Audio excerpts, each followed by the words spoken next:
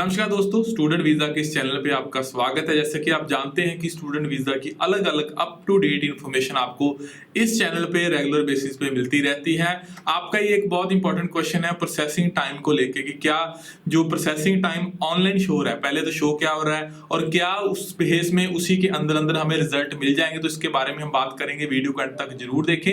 और अभी भी अगर आपने अभी स्टूडेंट वीजा की एप्लीकेशन स्टार्ट नहीं की तो वीजा ऑफिस 10 साल से स्टूडेंट वीजा की सर्विस प्रोवाइड कर, आप हमारे थ्रू भी अपनी एप्लीकेशन लगा सकते हैं। हमें कांटेक्ट कर सकते हैं 9041090410 इस नंबर के ऊपर। सो प्रोसेसिंग टाइम की बात करें तो जो ऑनलाइन प्रोसेसिंग टाइम होता है वो वीकली अपडेट होता रहता है और वेरी करता है। कभी 10 वीक आता है और कभी अब देखोगे तो शायद आपको 8 वीक के आसपास का आएगा। सो कई बार चेंज होता रहता है, हो सकता है कि बाद में फिर से चेंज होकर 10 वीक चला जाए, उससे भी कम हो जाए।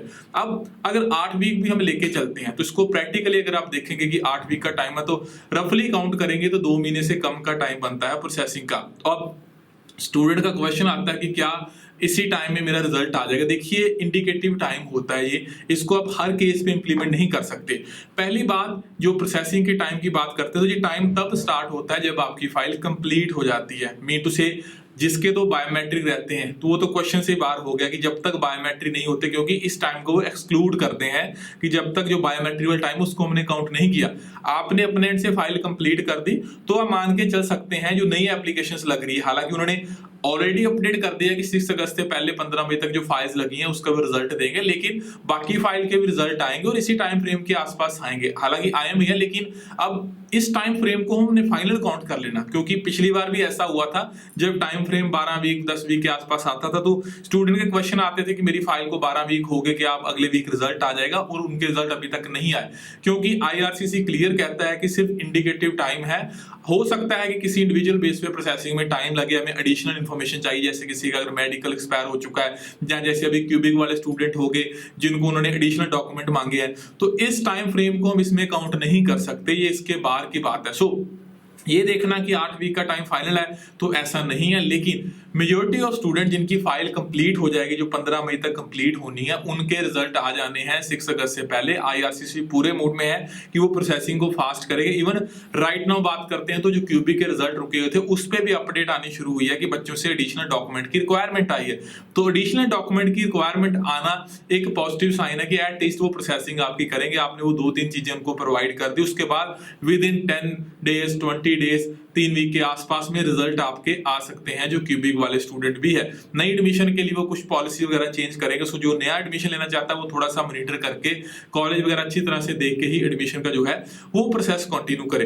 अब प्रेजेंट सिनेरियो में रिजल्ट को लेके क्या अपडेट है? सो रिजल्ट को लेके अपडेट करें तो वही सीन है जो मई मंथ में चल रहा है। तो अभी आप भी स्टूडेंट है, आपके टच में भी काफी स्टूडेंट हो गए, आपको पता है कि अभी तक कोई इतनी ज्यादा स्पीड आईआरसीसी की तरफ से नहीं हुई। उसका मैंने रीजन लास्ट वीडियो में भी बताया था, दोबारा से मैं बता रहा हूं।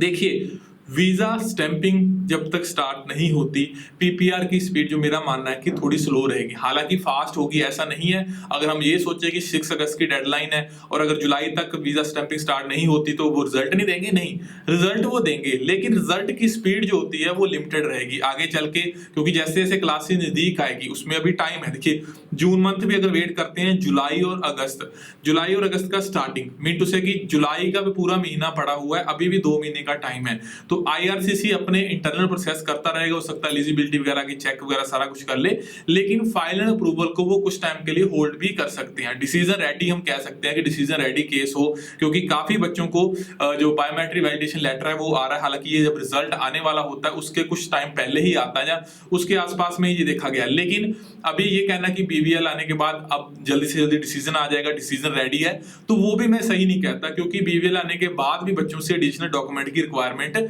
आई है। चाहे आप क्यूबी की बात कर लें, या सुनने में आया कि कुछ और बच्चों को भी आई है। हालांकि मेरे अपने जो हमारे स्टूडेंट उसमें से किसी को नहीं आया जो क्यूबी के बाहर वाले हैं। तो यहाँ पे बीवीएल वैसे तो लास्ट प्रोसेस में यही था कि ऑलमोस्ट रिजल्ट रेडी वाला सिस्टम हो जाता, लेकिन हम इसको श्योरिटी से नहीं कह सकते। तो कहने का मतलब कहीं ना कहीं हद तक, काफी हद तक प्रोसेसिंग आपकी कंप्लीट हो चुकी है। रिजल्ट जो है हो सकता है कि पीपीआर इशू करने में वो टाइम ले, क्योंकि वीजा स्टैंपिंग अगर स्टार्ट होगी तो हो सकता है कि तब इसमें आपको स्पीड देखने के लिए मिल सकती है। ये लास्ट बार भी आपने देखा तो ये हुआ था, वीजा स्टैंपिंग जब चल रही थी तब पीपीआर की स्पीड काफी थी। सो प्रेजेंट में प्रोसेसिंग टाइम कंक्लूजन पे आते हैं। 8 वीक का जो है वो फाइनल नहीं है, लेकिन रिजल्ट आपके आने हैं और जब वीजा स्टैंपिंग स्टार्ट होगी तो तब आपके रिजल्ट बहुत तेज होने। सो बार बार ये पूछना कि मेरा रिजल्ट कब तक आएगा, तो मेरी एडवाइस है वेट कर लें। मोस्ट प्रोबेबली आपका सितंबर इनटेक ही है। जो ऑनलाइन क्लासेस लगा रहे हैं उनकी अलग बात है, लेकिन मोस्टली सितंबर इनटेक है, तो आपके पास अगस्त तक का टाइम है रिजल्ट लेने के लिए। सो अभी थोड़ा सा आराम से बैठें, चीजों को मॉनिटर करें।